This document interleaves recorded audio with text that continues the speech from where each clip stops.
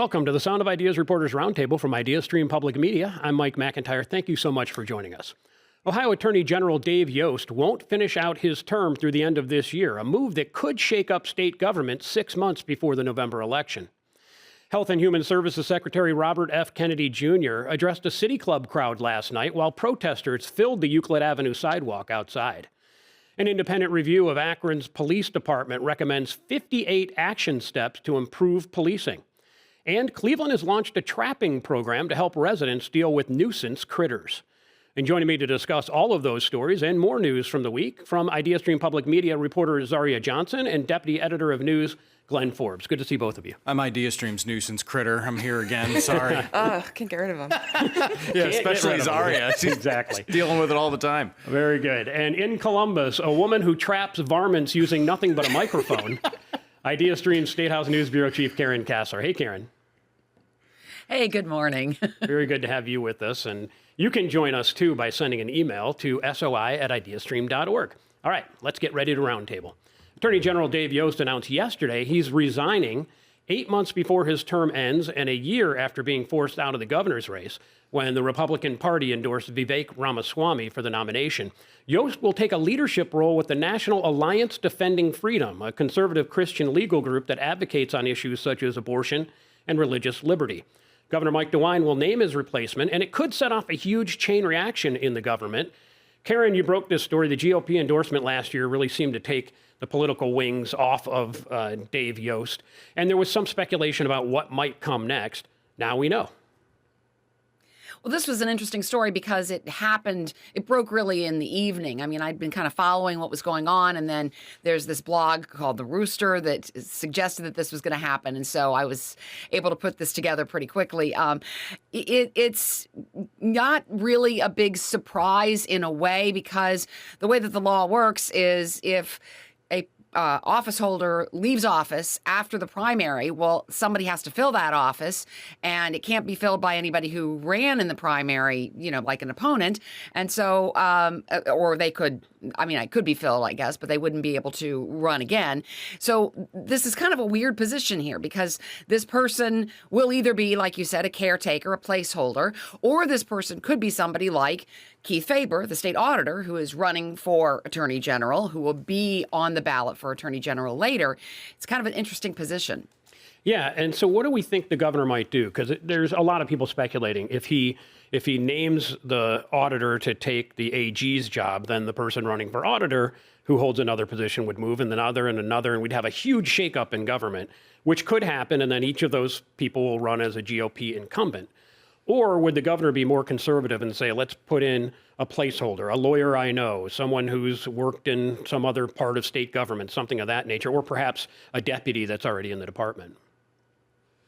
Well, Governor Mike DeWine knows well what the Attorney General's office does, because he was Attorney General for 8 years. He made that clear in his statement yesterday when he said that he's going to give this careful consideration. But yeah, if Faber's appointed, then that opens up the auditor's office. Secretary of State Frank LaRose is running for auditor. That opens up his office. Treasurer Robert Sprague is running for Secretary of State. That opens up his office. So yeah, there'd be kind of a domino effect here. And I'm not sure that DeWine would want to shake up state government that big, and the optics of that might not look really great, but it would potentially give those office holders an advantage as running as incumbents. So I guess it remains to be seen here. DeWine certainly knows a lot of lawyers, and there are people in his administration that are going to be looking for work because he's leaving office. I do have to say, I'm a bit surprised there haven't been more situations like this involving appointments by President Trump to federal positions, because Ohio is such a strongly Republican state, has a lot of Republican office holders. But that may be because many of our office holders are older, and Trump seems to be targeting younger people in his federal positions because they can stay in those positions longer. Let's talk about where the Attorney General is going. I mentioned it's the Alliance Defending Freedom. This is a controversial group. It's one that the Southern Poverty Law Center says is an anti-LGBTQ hate group. It has been involved in a number of Supreme Court victories, which is something that Yost played up. But in some of those victories involved overturning Roe v. Wade. It involved not having a cake decorator, not having to sell a cake to a gay couple that was getting married. So let's talk about his decision to join that particular group and sort of the the positioning of that group?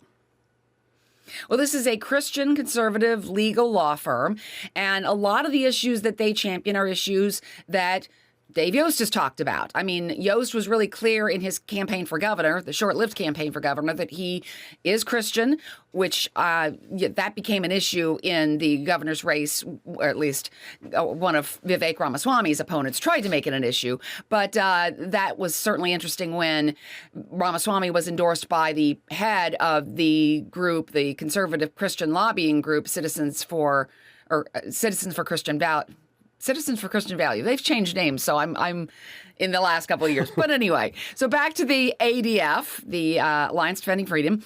It's been involved in fights over abortion, trans athletes and girls' sports, the law on women's education and sports known as Title IX as it relates to gender identity, human trafficking. These are all issues that Yost has worked on. And so it almost seems like a natural move for him to join an organization like this. And I think we're talking about the Center for Christian Virtue. There you go. That's That's the it. CCV? Yes. Oh, my gosh. Okay. It used to be Citizens for Community Values. Now it's Center for Christian Virtue. I apologize. Same initials, Yep. right? Okay, fair. The Ohio voters were not in the mood to take on more taxes in Tuesday's primary, whether they were property taxes or the latest trend in school districts, income taxes. Many school issues were asking more money, and those all went down in defeat. Some of the renewals did pretty well, though. And Glenn, the taxpayers have made it clear they're being crushed on property tax demands. That message didn't waver, it seemed, in the primary. Yeah, you summarized that well. It didn't seem to matter if you were asking for new taxes, whether they were property or income taxes. Those were being rejected. The renewals were mostly approved. It was an interesting strategy by some districts to say, listen, there's a lot of talk around property taxes, talk about abolishing property taxes, let's try income taxes. But that didn't work either. Just one of the 11 in Northeast Ohio passed. It wasn't all bad news. When we talk about some of the bigger districts, Lorain managed to pass their levy, averting projected 160 layoffs. But other big districts, Parma hasn't passed one since 2011. That one failed by a 20-point margin. Mentor was unable to pass a 4.9 mil levy. And you hear, at least in Mentor, there was some talk among the school board members and some advocates saying, look, this is administrative bloat, right? And that's a kind of a common argument you hear against some of these levies, whether they be property or income taxes. So, remember, again, in a primary, you're talking about 20 to 30% voter turnout, but it didn't seem to matter whether it was income or property taxes. If it was a new tax, it was going to get rejected mostly. And Zaria, we're seeing school districts ask for income taxes because of all of this pushback we've heard about property taxes. There's an effort afoot statewide to repeal property taxes. And so they said, okay, how about a different kind of tax? I think the word here is tax, not property or income. That's exactly right, Mike. Parma in particular, like Glenn mentioned, they failed by almost that 20-point margin. And they said, we could have lightened the load on the property tax if this income tax levy passed in particular. But it seems to be a trend right now.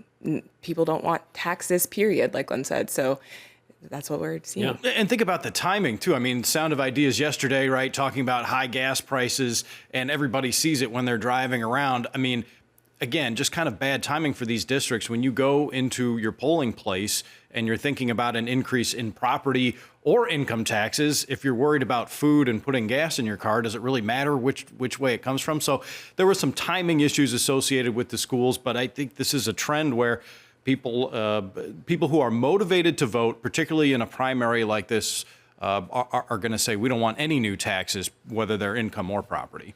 Karen, you're looking at this from a more global perspective, statewide. What are we seeing on school issues statewide, and what the electorate's saying about these, whether they're income or property tax levies? Well, the major school groups in Ohio say that this isn't necessarily really bad news in terms of the way levies have been done, because income tax levies, there were a lot of them, they tend to fail.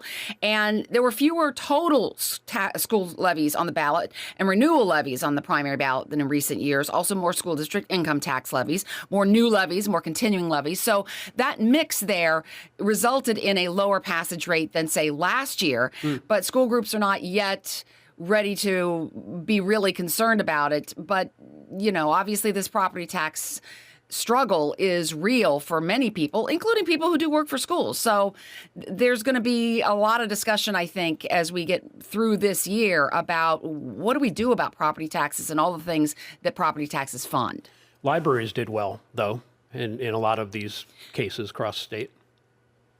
And that's pretty typical. 12 of 14 libraries across the state passed. That is, again, pretty typical. And I think it really does show the difficulty that the situation is, because people vote for levies. That's why property taxes are where they are. People want these local services, but then there's real concern when these property taxes go up. So it's a complicated situation.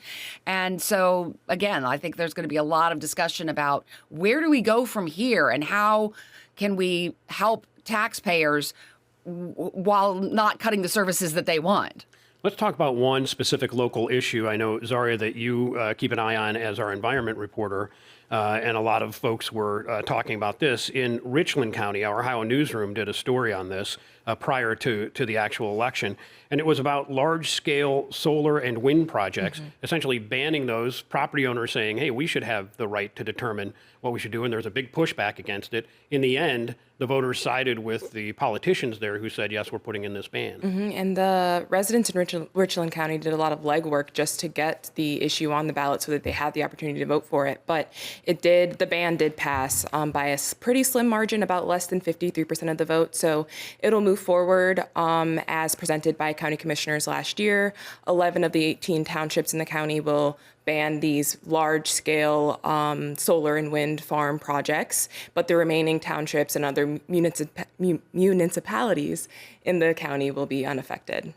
And Karen, this vote came after state law allowed decision-making on these alternative energy projects to be blocked at the local level and not necessarily just a statewide decision. Does that apply also to fossil fuels or no? Under a 2021 state law, it does not. That law gave local officials power to kill wind and solar projects, but specifically carved out oil wells and gas plants. So, no. SOI@ideastream.org is the email address for you to join our conversation. Love to have you talk about whether it's the elections, the changes in state government with Dave Yost leaving, or any of the other topics that we're going to be addressing during the program today. Feel free to shoot an email to SOI@ideastream.org. Karen, two marquee races as we move toward November are going to be the Ohio governor's race, the U.S. Senate as well. Big money is going to be poured into them. No surprises in the primary, but we're now essentially in election season. Oh, yeah. We've been in election season. Are we ever out of election season, right? I know. It's really amazing because we're talking about 4-year offices. In the Senate, we're talking about a 6-year office. And yet it feels like there's always somebody running. And the U.S. Senate race is interesting because whoever wins this race, which will be either incumbent Republican Senator John Husted or Democratic former Senator Sherrod Brown, they'll only be in that office for 2 years and they'll have to run again for the full term. So this is, we're definitely in it. And so you're going to start seeing a lot more negative ads, a lot more negative stories, especially at the top of the ticket with Vivek Ramaswamy on the Republican side and Amy Acton on the Democratic side. There's going to be a lot of money in those races because Republicans want to hang on to those offices. Democrats feel that there's vulnerability here. And in those statewide offices, many of them in these primaries were not competitive. There was one that people expected to be pretty close. That was Brian Hambly running against Allison Russo in the Secretary of State's primary on the Democratic side. It ended up not being very close. Yeah, and I think that really showed that having some name recognition and that sort of thing. I mean, Allison Russo's been in the legislature. She was the House Minority Leader. That may have played a role here because the Democratic Party did not endorse in that race. And so, you know, it's interesting to see how endorsements have played. I mean, going to the Republican treasurer's race there, Jay Edwards, a former state representative, was endorsed by Vice President J.D. Vance and Senator Bernie Moreno. His opponent, Christina Rogner, she's a state senator from Hudson, was endorsed by Vivek Ramaswamy. And Edwards ended up winning, especially because of his strength in Southern Ohio. And what I think was really interesting here is that there were, now, when you start talking about party affiliation, you can't tell who a person voted for, but you can tell who that voter is in terms of affiliation with a party. And there were a lot of Republican ballots that were pulled, more because there are about 1.4 million Republican voters in Ohio.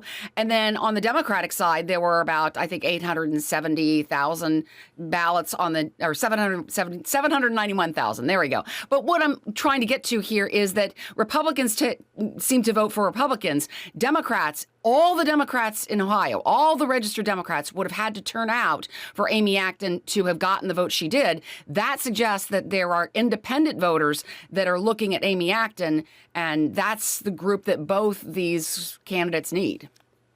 Glenn, let's talk about some of the congressional races, and one particularly, a lot of them weren't close. Again, these are primaries. Yeah. They're usually pretty well decided beforehand.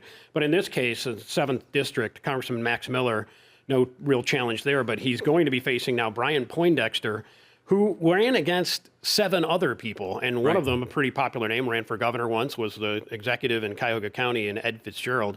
But Poindexter vanquished them. What was the secret to that? I think it's that, I don't want to call it a throwback, but let's call it a return to that blue dog Democrat idea. Poindexter, union iron worker, played on that quite a bit. He did get money from a blue dog Democrat group, and that's, think Sherrod Brown's messaging, right? Dignity of work, trying to get the unions back on the Democratic side. And it's interesting because when you look at the national races, some of the unions, they'll say, we're endorsing the Democrat. We know a lot of our rank and file are going to vote Republican, but we're endorsing Democrat. I think what Democrats in this area are trying to do is get that union vote back. Again, kind of playing on that dignity of work idea. You see Poindexter in the hard hat, in some of his ads and things like that. He did get money from a Jobs and Democracy PAC as well. So this will be an interesting race. The Cook Political Report out of the New York Times still says it's about 5 points favored toward the Republican Max Miller, but it's kind of that return to, trying to get back some of those union voters, and Poindexter is the vehicle for that, it seems, in this area. You mentioned that PAC money. That PAC money is fueled with artificial intelligence money. Anthropic, folks that are involved in that are funding that PAC.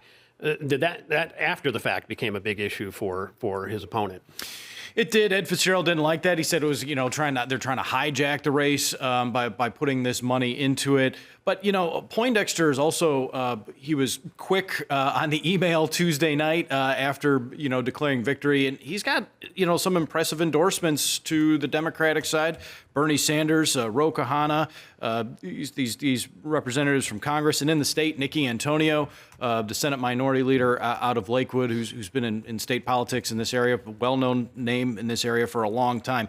So he's got the endorsements that can drive people, certainly on the Democratic side, to the polls. So I think that was some of the secret there, and maybe a return, working class area, blue collar area, and I think that probably won the day for Poindexter. Real quickly, another race, Marcy Kaptur, the incumbent in the 9th District.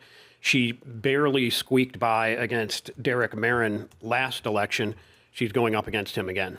Sets up the rematch, right? The dream rematch between Derek Marin and Marcy Kaptur, who, her district has seen a lot of geographical changes. It used to kind of snake closer into Cleveland. Now it ends in the Vermilion area to the east.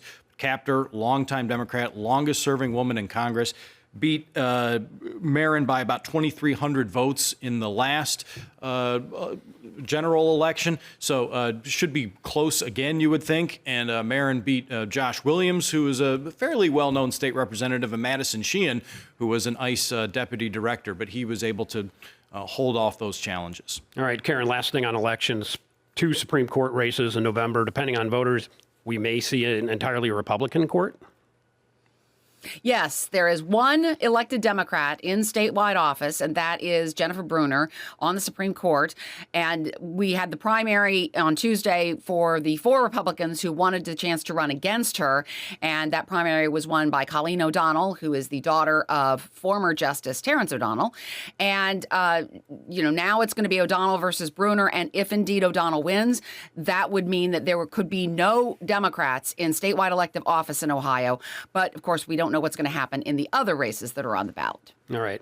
got some feedback from some of our listeners as we talked about school levies, et cetera. Ken says, I'm 77 years old, have never voted against a school levy until a few years ago. Until funding for private religious schools stops, as unlikely as that seems, I won't be voting yes again. And that's Ken's point of view. Also, Stephen says, if there was a robust public discussion ahead of time about what needs to be funded and how to fund it, they could all avoid the unnecessary series of trial and error ballot measures and simply get the best proposal on the ballot the first time. That's Stephen's point of view. We'd appreciate yours as well, SOI@ideastream.org. Akron's police department needs to modernize its use of force policies, improve training, and increase transparency to improve policing and rebuild community trust. Those were some of the recommendations from an independent review of current policies released by the city yesterday. And Glenn, let's talk about the framework for the review for this police department. What do we hear? It was kind of a long time coming. You may recall a couple of years ago, the mayor, Akron Mayor Shamus Malik, wanted to hire a group that was headed by former U.S. Attorney General Loretta Lynch. Council decided that price tag was too high, $640,000. So they revised that downward. They put a limit of $350,000 for the review. So they got the Police Executive Research Forum brought in. Everybody agreed on the price tag. They agreed on the framework. They worked with the University of Akron. They interviewed a lot of not only community members and stakeholders, but a lot of officers as well. And of course, we should mention that the use of force has certainly been controversial in Akron. When you look at the shooting of Jayland Walker, the fatal police shooting of Jayland Walker in 2022, Jasmine Tucker in 2024. So that's kind of the backdrop to all this. And a lot of interviews, and IdeaStream Public Media reporter Matt Richmond dove into this, and there's a lot of mention of a Supreme Court case, Graham versus Connor, and the precedent set there, objective reasonableness. Basically, an officer should be evaluated by whether a reasonable officer would have acted the same way, not by the motivations of the officer or whether force could have been avoided in hindsight. And what the Police Executive Research Forum said is, without fail, every officer mentioned this court case, and every person they interviewed affiliated with the police department. And that was unusual. They said it was unusual that, a casual mention is sometimes unusual, let alone pretty much every person that they interviewed talking about this. So what Shamus Malik said about that is that can be the floor of expectations, is this court case, what was established in this court case. He's basically saying, we can do better. It's not the ceiling. That case is not the ceiling. We can do better. They also talked a lot about, in the recommendations, the quote, the sanctity of life. That appeared many times. It's like that should be more on the minds of officers, the sanctity of life, and trying to avoid some of these use of force situations. There were 5 different planks of areas of reform that were necessary. There were 58 action steps, one of which was to put a dashboard up for the public to see, and they did. And the city says they've made 18 of those 58. They've promised that people are going to see these action steps as they're being done in real time. Yeah, the dashboard was one of the big things. That is now up publicly available. But it's a lot of these things that we talk about when we talk about the city of Cleveland or Akron or anywhere where we're talking about police reform: crisis intervention, communication, mental health crises. The themes are consistent, right, when we talk about police reform. And transparency, obviously, as we mentioned, a big one, too, with getting that dashboard up and publicly available. All right. One other thing that I was surprised at going through that report is there was a point about duty to intervene.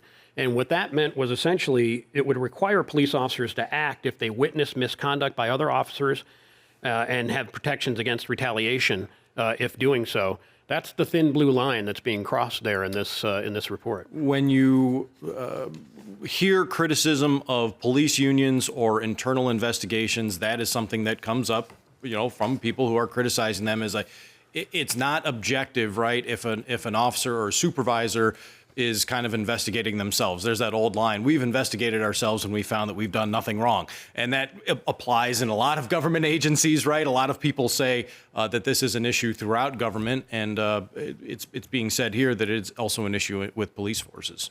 All right. U.S. Health and Human Services Secretary Robert F. Kennedy Jr. told a City Club of Cleveland audience last night that chronic disease is the biggest crisis we face as a nation, and he played up his Make America Healthy Again initiative. Outside, about 100 protesters rallied to decry his handling of the nation's health, including his stance on vaccines, with one prominent sign reading, "Welcome to Cleveland, Dr. Plague." Glenn, unlike Senator Bernie Moreno when he spoke at the City Club, the crowd inside the City Club did not interrupt or jeer during Kennedy's speech. He had plenty of supporters in there. He did, and that, you mentioned the Bernie Moreno appearance, and that really seemed to kind of change things at the City Club, or maybe, again, kind of return to what they wanted this to be, which is a forum where, again, First Amendment, free speech. Look, the majority of people out there want this kind of interaction. They want people to be able to protest outside. They want the speaker to be able to be heard inside. They want both sides heard. I would say the majority of people are looking for forums like that, and not to speak for the City Club, but I think the City Club is after a forum like that, and less of the kind of the jeering and the interrupting that we saw when Bernie Moreno was at the City Club. So, yeah, both sides were able to be heard. The audience was on both sides, as you said, respectful in their disagreement, I would say, and no issues outside. So I think that's good news for everybody. Zaria, he talked a lot about the nation's poor health, and he blamed that essentially on our diet. There are some of the things that he brought up that it seemed like everybody could get on board with, which is, yes, we need to eat better. Yeah. Yes, we should have a better handle on hospital costs and the pricing for prescriptions. He talked about having a dashboard where you could see what things cost before you bought them, and said, you get that for everything else you buy, and you should have it for this as well. So there were some of these the points, but specifically about the diet. He was gung-ho on that. He linked a poor diet to the reason for many chronic diseases here in the United States. And he said that revising dietary guidelines is something he's proud of accomplishing during his time so far. He said that flipping around the food pyramid and moving different things to the top, and also removing unhealthy food from the SNAP benefits, the Supplemental Nutrition Assistance Program, is another thing that can contribute to sort of turning the tide on poor nutrition and then turning the tide on chronic health conditions. Is there any chance that they would put peanut M&Ms at the top? I hope so. That'd work great for me. See, I'm again expressing what the problem is. He is, by the way, a fitness buff. I saw this picture on social media. The pull-ups? No, not that. Oh. This was Carl Monday, our friend, yes. the former investigative reporter, had a picture of himself and RFK Jr. working out at a club in the Flats. So obviously the secretary got here a little bit early and got a workout in. Before he got here, though, Amelia Sykes expressed the sentiment that many of his detractors outside at the protest did. They said, she said, and they were agreeing, he spews conspiracy theories and junk science. And Glenn, a lot of this comes down to vaccines. Yeah. The secretary has tried to change the recommendations for vaccines for children, was blocked by a judge. In that regard, there is a committee that recommends a policy on vaccines. He replaced the entire committee. Some of them are anti-vaxxers, or people who certainly are more skeptical of vaccines. That's really seems to be one of the big bases of his opposition. I think, I want to go back to something that you said about the diets. It seems like that should be something that everybody could agree on. I mean, these were formerly, in terms of the diet stuff and things in our food, the food supply in the United States versus Europe, those are things that used to be democratic issues, right? But I think you're correct in that I wish we could argue over what we want to argue about and agree on what we can agree about. But things are so politicized now that if there's one thing that we disagree about, or even if it's a big thing like this vaccine issue, then we have to disagree about everything. And we have to, protest everything and disagree with every move that someone makes. And that does happen, on both sides. But you're right. The vaccine issue is a big one for a lot of people. It's been a big one for the last 6 years since the pandemic, and you've got people kind of digging their heels in on both sides and saying this should be a choice. As you mentioned, Robert Kennedy Jr. has decided to maybe change out some of the people that are more supportive of the vaccines. He's clearly against vaccines. People like Amelia Sykes are for them and think that they should continue. So are most medical professionals. Most medical professionals are for the vaccine and the vaccine schedule. All right. Many more stories for us to talk about on the Sound of Ideas Reporters Roundtable. We're going to get to those in just a moment. But first, here's Stephanie Haney to tell us about the Sound of Ideas next week. Hello, Mike. Here's what we have coming up next week on The Sound of Ideas. We're starting things off on Monday talking about community for parents, especially new parents, because this can be a particularly lonely time for people, and those adult relationships are important. Studies have shown that. So we'll talk with parents who appreciate community and also people who have built villages to help support those adult relationships. On Tuesday, we are talking about cycling, but not just recreationally. We're talking about people who use cycling as a form of transportation and the bike to work movement. So we'll hear from people who are supporting people that choose that for their lifestyle. On Wednesday, it's a health topic.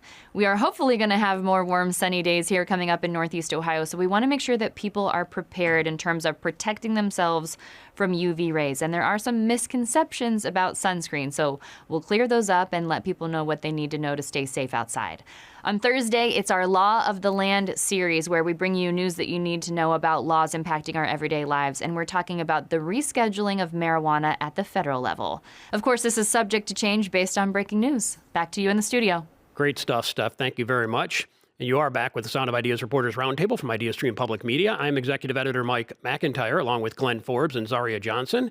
And in IdeaStream State House News Bureau, the chief there, Karen Kassler. You think you know the week's news better than they do? One way to find out is to take the IdeaStream News Quiz. You can find it along the right rail on the IdeaStream.org homepage, and also sign up to have it delivered to your inbox every Friday. It came just before the show today, and we were coming up to the show, and Chris is in my ear saying 5, 4, and I'm only on question number 6. So I'm not finished with it, but I've got a perfect score so far, and I think all the topics are things we've addressed today. So do sign up to get that quiz, and I hope you guys take it. This is like your home, like you're studying. You're listening to the Reporters Roundtable, then you go take the quiz. Exactly, right. It's the one test I ace every week. 45 staff members at Kent State University are facing layoffs. University President Todd Dykin said the school must cut costs heading into the 2027 fiscal year. And Zaria, how much money does the university need to cut? They need to save $18 million to balance their budget. And this is because of, in part, inflation and increasing operating costs at the university. But also they've dealt with less state funding and what they expect to be decreased enrollment, and also fewer international students because of changing visa status. But President Todd Dykin said that they've been gradually decreasing their budget over the last 10 years. So that kind of put them in a better position than other universities in the state. Who's getting laid off? We don't know yet. They're still working on finalizing the budget for the university next year, and the Board of Trustees will be voting on that at their next meeting. So we don't yet know what positions will be affected, but they're expecting to make that announcement in the next couple weeks. And certainly Kent is not exclusive. We've been reporting, Connor Morris has, and we've done it on this show. But basically every college has some sort of cost-cutting measure that's in play. Yeah, and in Connor's story, Dykin laid out examples of other universities that are experiencing similar things as to what Kent's going through right now. But he said that they've been working on making cuts elsewhere by asking campus vice presidents to cut their budgets as well. And they're still going to be supporting employees by offering 2% raises to any employee not represented by a union. So there's a bright side to this, it seems to be, at Kent State. The CEO of the Greater Cleveland Regional Transit Authority has been given recommendations for service cuts, which await her sign-off at this moment. You've been covering this story, Zaria.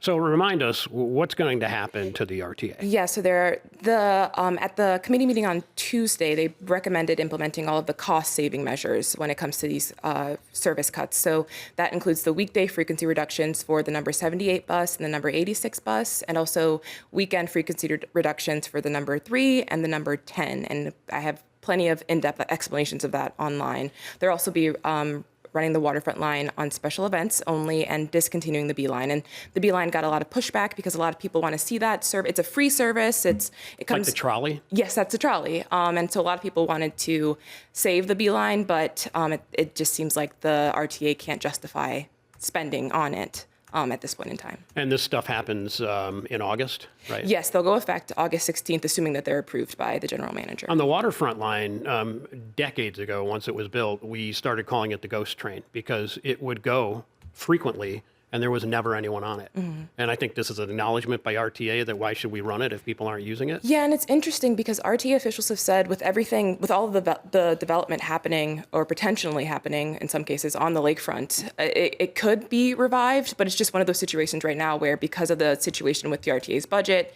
it just makes more sense to reduce that service for now and revisit it later if something were to change on the lakefront. Yeah, and I think back to when they actually, I'm so old, I was there when they built it, when they were thinking about building it. It was supposed to be a loop, and it was supposed to be a circulator that got you around, and they ended it right by where the stadium is, and it just never fulfilled its potential as a result of that. Some members of the public are demanding service increases, actually, not just we don't want these cuts, but you should increase more. How are they proposing then those get paid for? Yeah, a levy. That's the biggest thing that transit advocates and transit riders are asking the RTA to at least consider. They've said at the public hearings a couple weeks ago, if you put a levy on the ballot, we'll vote for it. We want to see an increased service. They think that increasing service will bring more riders, increase the revenue coming out of ridership for the RTA. And the general manager, other RTA officials have said it's something they're looking into, but they want to make sure that if they pursue it, when they pursue it, they want to make sure that it's likely to pass. I'm sure they were closely watching, some of the primary results too. We just talked about, any kind of increase in tax seemed to be turned down when it comes to school levies. Renewals, yes. Increases, no. So I'm sure RTA was watching that as well. And specifically transit levies. There was a transit levy in Stark County. The Stark Area Regional Transit Authority was asking for some money, the first tax increase for in the last 30 years, and the voters said, no? Yeah, no. It would have been a 0.1% additional tax increase on their current 0.25% sales tax that they have right now. And it would have gone to reinstating some service they had to cut last year, maybe bringing about new routes, replacing some super old buses in their fleet. But that levy failed with just more than 51% of voters voting against it. So it would make sense for RTA Greater Cleveland RTA to look at that as an example of what the culture around RTA levies is like right now. All right. Remember that recall attempt of Mayor Justin Bibb? Well, it was short-lived. Petitioners calling for his recall was an uphill effort that didn't seem to have much momentum from the start. They've now suspended their campaign. The group says targeted intimidation from the mayor's staff and supporters made it difficult to rally more support. It might also be that the mayor was elected overwhelmingly in Cleveland, and that was already, as I mentioned, an uphill battle. But we saw that supporters of the mayor, at the very beginning, at their first press conference, ministers who were supporters of the mayor went and essentially heckled the group. They did. That's a good way to put it. That was, our Idea Stream's Abby Marshall was there, and she was like, hey, this is kind of crazy. There are people who showed up and are, kind of yelling or trying to shout them down. The first press conference ended abruptly. I think the bottom line on this here is the deadline to turn in those signatures was today, and earlier this week they had about half the signatures they needed. They needed, I don't know, another 4,000 or so signatures. So it wasn't going well for the petitioners. Accountable Cleveland is about a coalition of about 25 local residents and business owners complaining about the mayor's expenses, whether it be his personal security, whether it be, office furniture or some of the other news reports we've seen and things like that. But I think, it's interesting that, they would talk about these threats to personal safety, intimidation tactics and all that. And the press conference started in that way where you've got people showing up and kind of shouting them down. Now, there's nothing wrong with disagreement. We don't know if it raised to the level of personal threats or intimidation tactics or anything like that. The mayor's office isn't commenting at all. We've tried to talk to the mayor and his staff about this. Abby hasn't heard anything back. So for now, it is not the recall is not going forward. This group says they're going to support alternative candidates if they choose to run against the mayor. Okay. Cleveland's struggles with making homes lead safe continues to struggle. We learned this week that a hotline for residents to get help wasn't monitored for 2 years because no one knew the code. Right. And I saw that in the report and I said, really? Yes. Really? 787 unanswered voicemails. Just sitting there. Just sitting there from anybody looking for home repairs to get their homes remediated from this toxic poisonous lead. And this is from some really awesome reporting from the Plain Dealer. But they went addressed because nobody had the code to listen back to the voicemails, and they dated back to July of 2024. So this is a few years now of these voicemails sitting in the inbox, many of which didn't get addressed. Rebecca Moore did say that some of these callers were able to get in contact with the city in other ways, but they won't know how many of these calls didn't get addressed. And this is all happening at the same time as the city is struggling to spend money that they've gotten to remediate some of these homes. I reported back in February when they lost state funding, $3.3 million in state funding because they didn't spend it quickly enough. So, and part of that was because they were looking for applicants that were qualified for the funding. So it just seems counterproductive, and the city's now working on finding ways to avoid this from happening again in the future. You mentioned Rebecca Moore. This is a mess, it seems like, that she walked into. She is a former council member who is now the senior advisor for lead accountability for the Bibb administration. She's got her work to do, but also will bring someone in to help address communication issues. Yeah, it's essentially like a public-facing representative to both hold the city accountable and be a point of contact between the public and the city when they need help finding the right avenue to programs or resources to getting their homes remediated. And so Rebecca Moore has said that they've made some progress in sort of speeding up this process for residents, but the job posting is open right now for that position in particular. They've got another grant. You mentioned they lost some money from the state, Yes. but they've got a federal grant that if it isn't under contract by the end of this month, they're going to lose a whole lot more. Yeah, it's even more money. It's $11.1 million, and they have to get these homes under contract by the end of this month in order to maintain that funding at this point. But so far, the program has processed nearly 60 homes, and 19 of those were taken care of last month. And they've already identified 100 additional homes to take care of next, with 72 already being accepted into the program. All right. There was a surprise winner in the auction of the Notre Dame College campus. Akron Children's Hospital submitted the winning bid in the private auction for the nearly 50-acre campus in Euclid.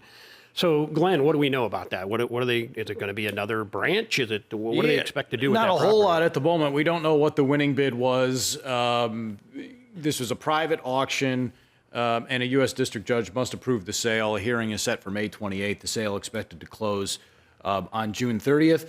So we don't know the winning bid, and we don't know exactly what the vision is from Akron Children's Hospital either, but you mentioned nearly 50 acres. Right. So that property for Akron Children's, if it goes through, and Zaria, if it doesn't, the contingency is the number 2. Yeah, South Euclid, they'd be eligible city for itself. it. So they were the second highest bidder, and they did congratulate the hospital on the winning bid, but they said that they are looking forward to figuring out, or finding out, I guess, what the hospital plans to do with it. So that remains to be seen. But they did acknowledge that Akron Children's is sort of branching out onto the east side, and they have all these different campuses on the east side, Beechwood, Mayfield Heights. So they just want to know what's next and where that might go from here. You're doing pretty well when you can outbid the government. Hey. For sure. Cleveland Browns owners Jimmy and Dee Haslam, who are also doing pretty well. Can you outbid the Haslams? Financially, I don't know if you can. And they donated $12.5 million to fund blood cancer research and treatments. And University Hospital is going to get a chunk of that money. Glenn? Yeah, right. $2.5 million to Cleveland University Hospital Seidman Cancer Center. They're going to establish an endowed chair in CLL research, chronic lymphocytic leukemia, and an innovation fund that will toward driving advancements in care. Dee Haslam has been diagnosed with CLL, so this is very personal to her. And obviously, $2.5 million to university hospitals to try to combat this disease. And what do we know about that disease? Well, it is a form of leukemia. It's the most common form of leukemia in adults. No cure. Modern therapies have made it a manageable condition. The center in England that was founded in 2021 that's going to get about $10 million of this, 227 medicines in the making, 75 institutions supported. So there is kind of an organized, a push, right, and an organized push to try to combat this disease. And now they have another $10 million to do their work. And again, $2.5 million to university hospitals here in Cleveland. All right. The Cleveland Museum of Natural History's CEO, Sonia Winter, resigned abruptly Tuesday after 8 years at the helm. Zaria, what do we know about the circumstances? Because it seemed really sudden. I mean, she had gone through a big fundraising campaign, very successful, a remake of the museum. And yet what I was hearing was, kind of the personality was an issue for some people that that work there or that were associated with. But it seemed just so very abrupt and sudden. Yeah, and the museum hasn't publicly released any information on the reason for her departure, but like you mentioned, Mike, there was some reporting in the Cleveland Scene about an anonymous employee who talked about allegations of a toxic work environment. They mentioned sexual misconduct and safety concerns, and alleged that there were 87 employees who left the museum under Winter's tenure. So that could play a role in it. We just don't know for certain for now. And I need to just reset. That's reporting that was in Scene. That's not something we independently corroborated. Right. We have no idea if there were allegations of those sort. We have heard people saying the work environment there wasn't ideal.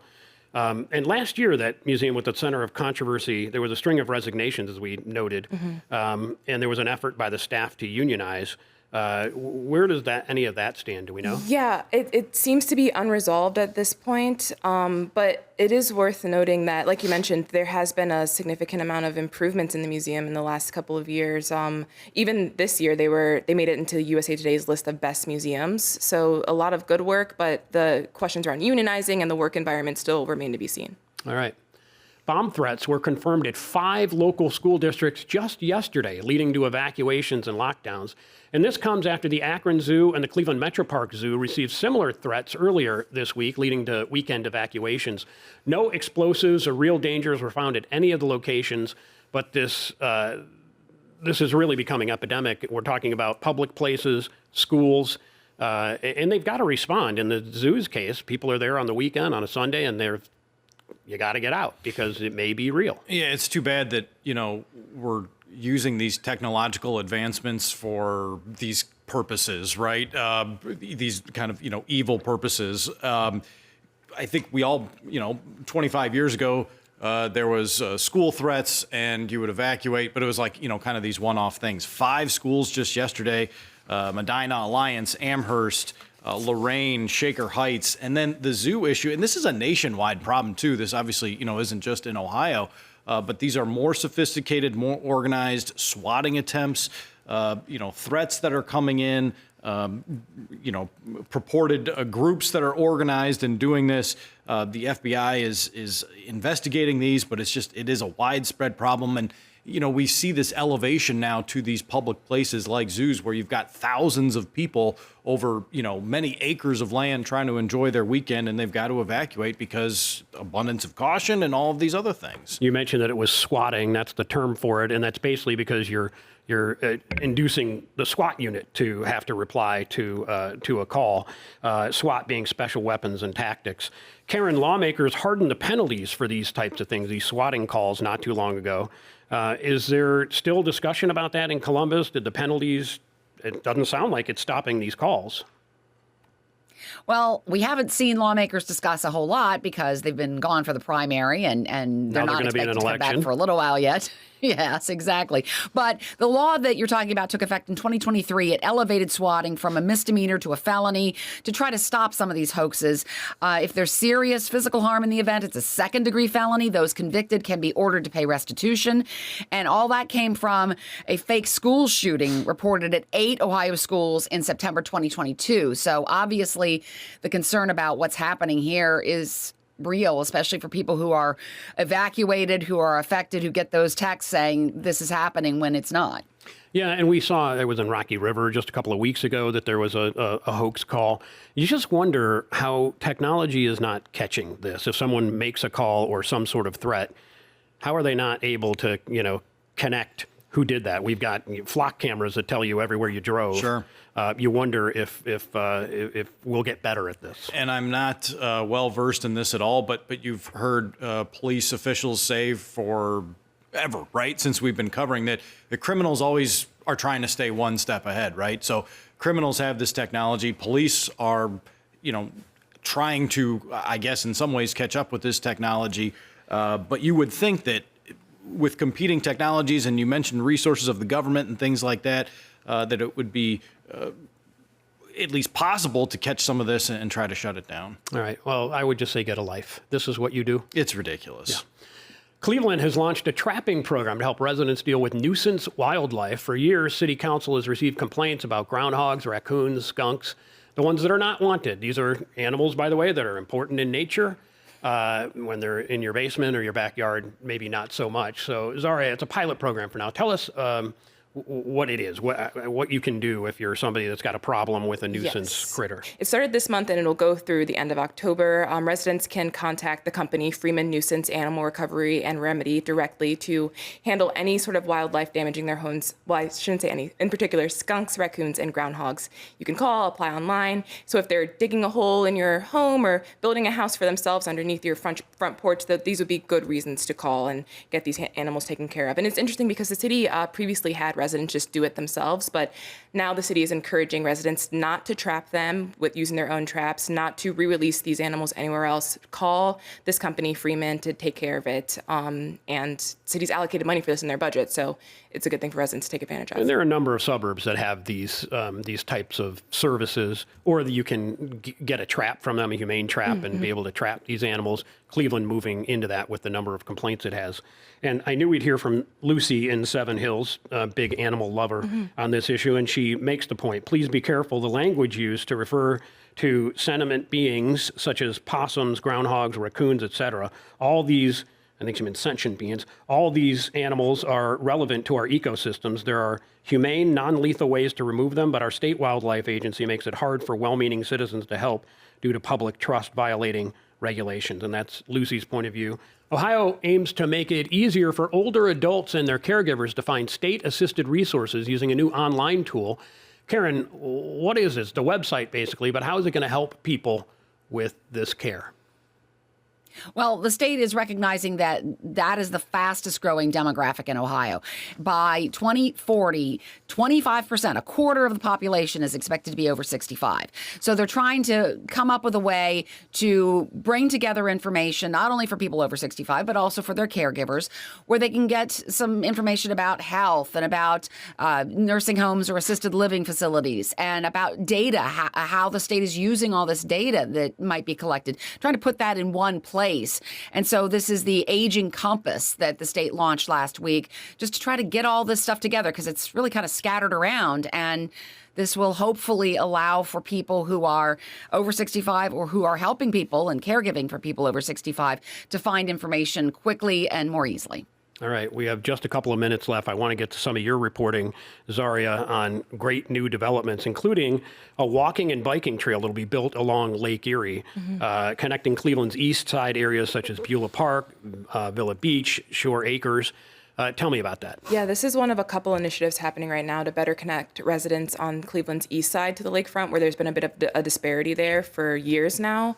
So this in particular is a $13 million project. It'll be a 10-foot wide multimodal trail, so you can walk, bike, do a few things on the trail. It's a little over half a mile long. It'll have kayak ports, lookout points, a bunch of great amenities for people who want to get outside. All right. And Glenn, we had it on the agenda about talking about the Cavs, but I just don't want to. I'll turn it over to you, Mike. We're not talking about the Cavs. And I just real quickly, there is a new name for the women's soccer club coming to Cleveland. Tell us what it is. It is Astra, which is Latin for stars. There you go. You see it on the screen there. If you're watching, Astra, the Cleveland Astra. Be careful when you say it. Very good. Yes, of course. Exactly.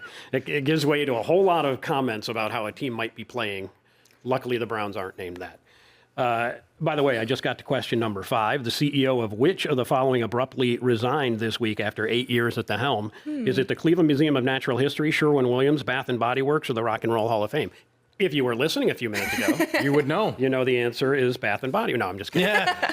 Anyway, that's it for today. I appreciate it. That's a wrap. Glenn, thank you very much. Zaria, thank you as well. And thank you, Karen Kassler at the State House News Bureau. And to get the last word on today's topic, send us an email, soi@ideastream.org. And Monday, welcoming a new baby to the family can be a joyous time, but it's also a time of deep loneliness for new parents. And we'll talk to parents about the need for community during that period. And if you missed any part of today's show, you can listen to a rebroadcast tonight at 9 on 89.7 WKSU. Catch the television version at 5 o'clock tonight on PBS on WVIZ. You can also catch on YouTube or the podcast platform of your choice. And this Sunday is Mother's Day. I wrote an essay for the Plain Dealer Sunday magazine about my mom, may she rest in peace, in 2001, describing her as the Queen of the Diamonds from my Sandlot baseball youth. You want to hear me read it? You can join the Power of Words event May 21st at the Music Box Supper Club with a whole bunch of other folks. So happy Mother's Day today to all the mothers on our show. To Karen Kassler, that would be the only one. Congratulations and happy Mother's Day to you.